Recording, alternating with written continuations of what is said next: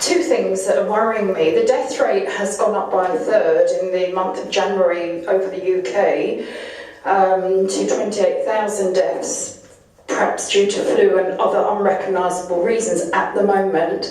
How does that affect, because as you know you are a hospital in crisis and you're not getting the funding, you've turned down Jeremy Hunt's offer of an inadequate budget, and obviously I'm very concerned because there's a lot of elderly, frail people. Do you think not having enough beds, having to throw them out when they're far from fit to be thrown out, is having an impact? I agree it's a national figure, but obviously London and particularly these areas are extremely, probably have a high rate of poverty, etc., etc.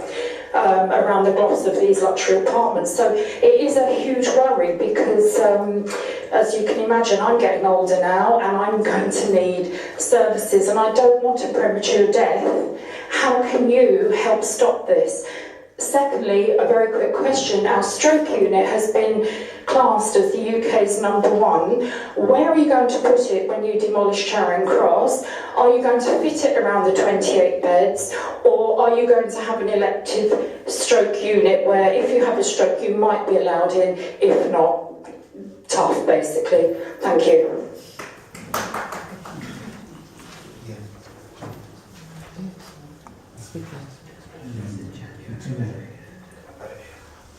I understand some figures.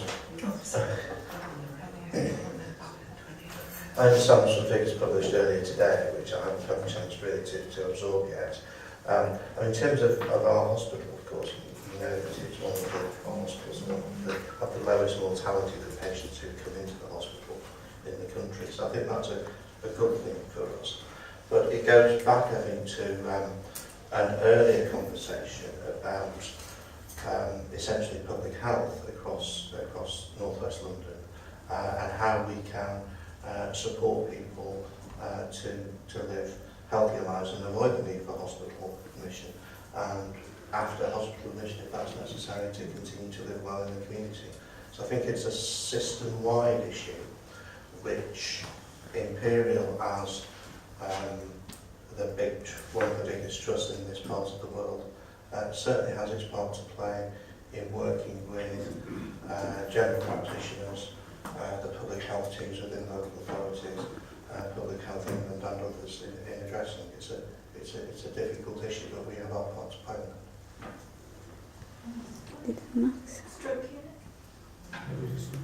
In relation to the stroke unit, when Imperial was designated as one of the major stroke centres, that designation was always for eventually that stroke service to be co-located with our major trauma centre.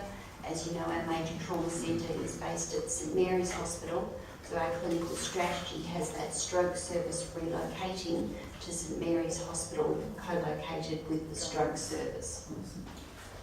Could I just come back at that? Please. Because people living in Fulham will need the stroke unit and they no longer will be taken there, they'll go to St George's Tooting. Well, as St George's Tooting had to knock off 91 million off their budget, never mind St Helier closing and so on, you're going to be bed blocked and overcrowded. Now, we also hear that cancer rates are going to go up. Every 2 people, I believe, in 4 are likely to have cancer.